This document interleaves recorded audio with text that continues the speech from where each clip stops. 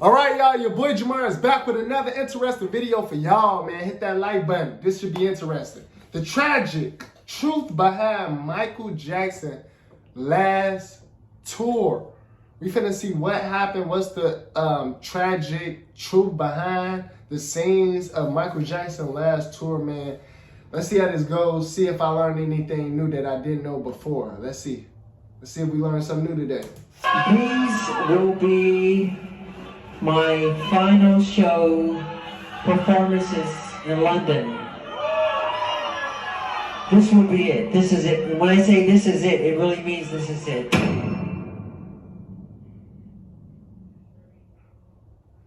In 2009, over 1 million fans bought tickets to Michael Jackson's final tour in just 2 hours. 50 sold-out shows, over $400 million in revenue. It was meant... I didn't know that. I didn't know he made $400 million off a tour he never did.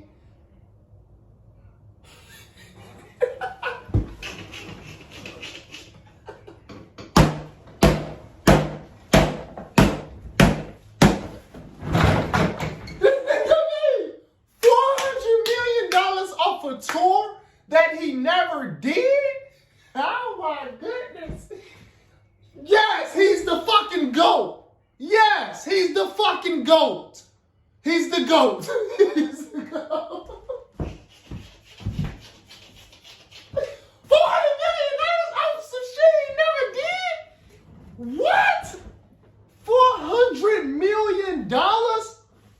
Bro, that's almost $500 million. He made almost $500 million off of a tour that he never did. A tour that never happened.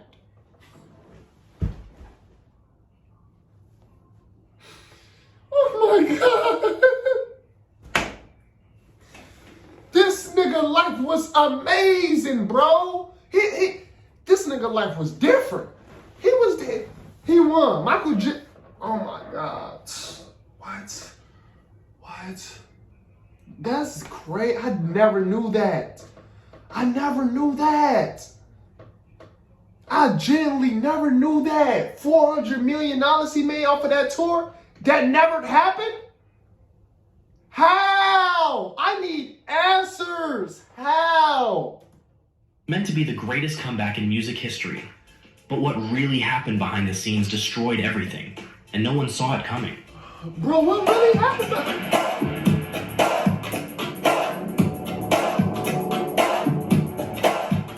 Michael Jackson was ready for a huge comeback with his This Is It tour. Fans were thrilled. The music world was excited.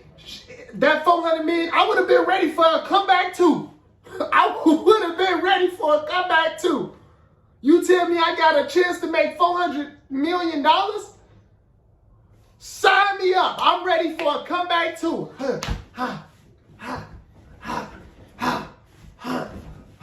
I'm ready for a comeback too. Excited, and everyone thought history was about to be made. But what happened behind closed doors was tragic and shocking. Today, we'll uncover what really went on during Michael's final tour and the heartbreaking events that ended it all. By 2009, Michael Jackson was more than a music icon. He was a living legend. Known for his electrifying performances, groundbreaking music videos, and unmatched global appeal, Jackson's career had spanned decades. But after years of being plagued by controversies and financial struggles, his star had dimmed. Then came This Is It. This wasn't just another tour. It was his shot at redemption. A chance to reclaim his throne as the king of pop. But what should have been a triumphant return became one of the darkest cautionary tales in the history of entertainment. Today, we're diving deep into the story of Michael Jackson's final tour and the events that led to his untimely death. This Is It was announced in March 2009 with overwhelming fanfare. Initially, Jackson only agreed to perform 10 shows in London. At 50 years old, he knew his limits. Years of intense performances and personal turmoil had taken a toll on his body and mind. But 10 shows weren't enough for AEG Live, the concert promoter behind the tour. AEG saw the massive potential: global streaming deals, merchandise, sponsorships. They convinced Jackson to extend the tour to 50 shows. That's 5 times what he initially agreed to. For Michael, the pressure was immense. For AEG, it was all about profits. Financially, Jackson was not in the best position. Legal battles, mounting debts, and a lavish lifestyle had taken their toll. He hoped the tour would not only restore his reputation, but also secure his children's future. But agreeing to 50 shows set a dangerous precedent, placing enormous physical and mental demands on a man already stretched to his limits. Facts, because at the time he was like 50 years old, so that's facts. The brutal rehearsals. Rehearsals started and they were tough. Michael, always a perfectionist, focused on every small detail: choreography, singing, stage setup, and lights. He practiced for hours every day, pushing himself to the edge. But by May 2009, it was clear something was wrong. People close to Michael said he was barely holding on. He had become very thin and appeared weaker by the day. Kenny Ortega, the tour director, voiced his concerns to AEG, saying Michael's health was in bad shape. Emails from Ortega showed he was deeply worried, urging that Michael needed medical attention and time to rest.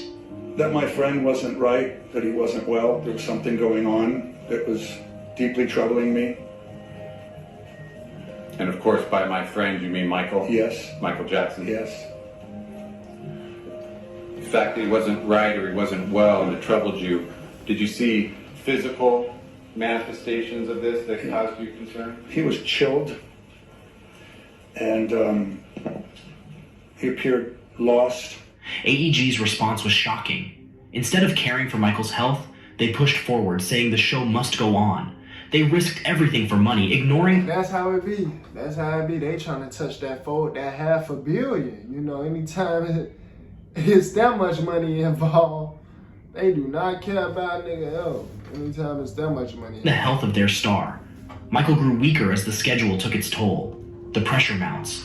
The pressure on Michael was huge. He couldn't get enough sleep, so he turned to a strong drug called propofol, which is used in surgery, not for sleeping problems.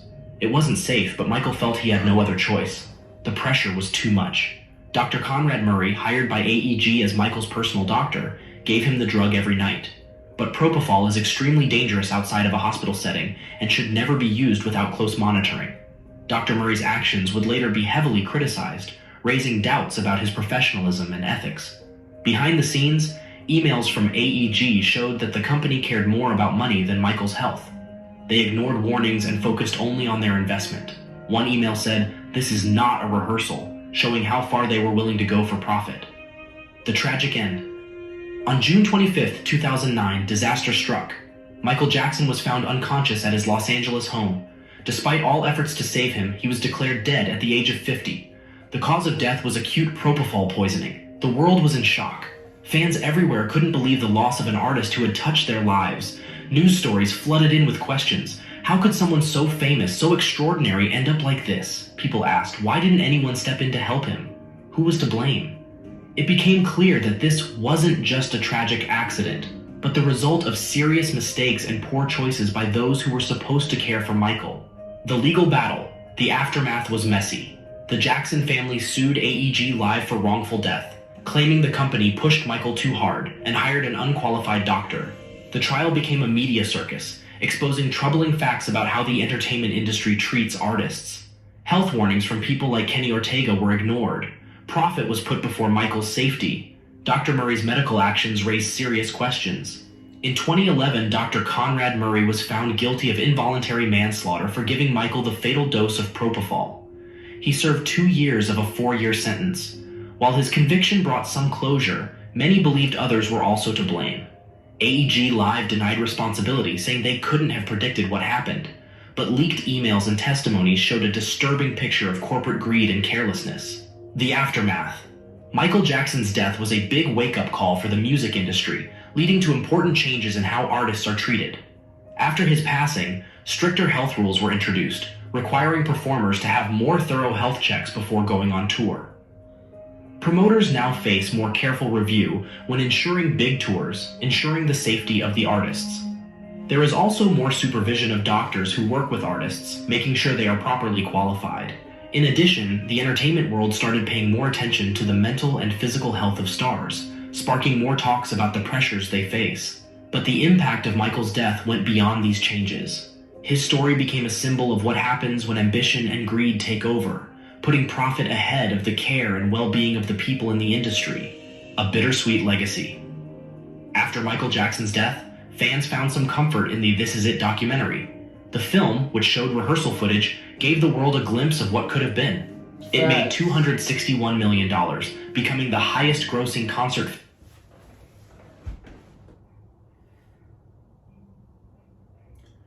I didn't know that made that much money. $260 million.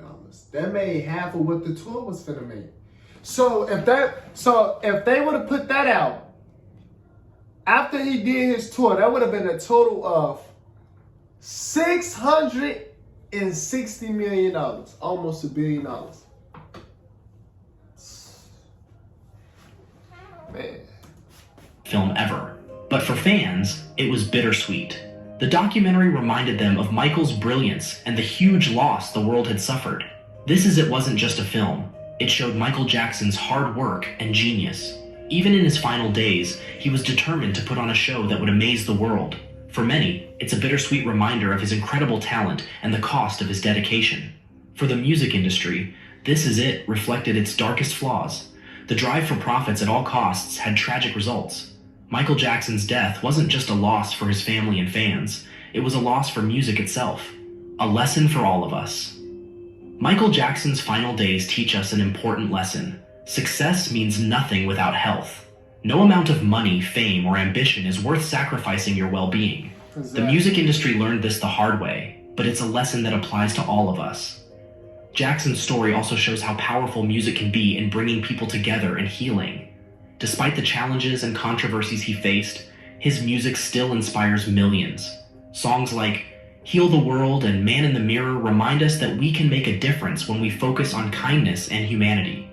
In today's world of streaming platforms and digital convenience, we've lost something valuable.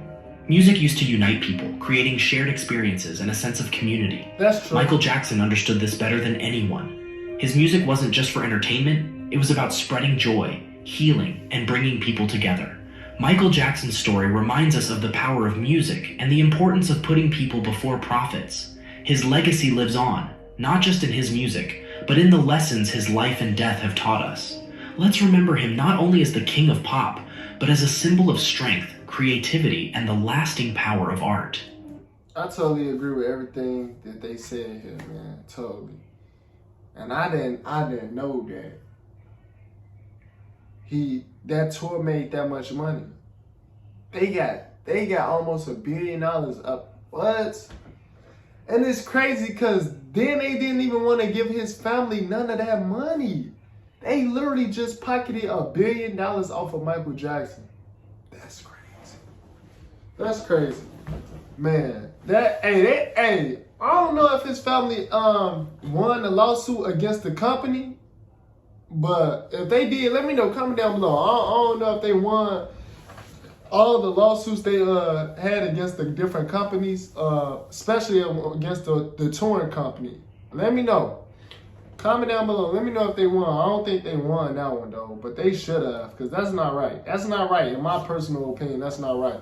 The fact that they could make that much money, they made that much money off him, and then didn't want to give his family none of his money that he worked hard for, he died for. Like, what? That don't even make sense. Like, I don't like that. But comment down below. Let me know what y'all think, man. Subscribe to the channel if you're new. Y'all know what to do, man. Hit the like button. And until then, I'll see y'all later.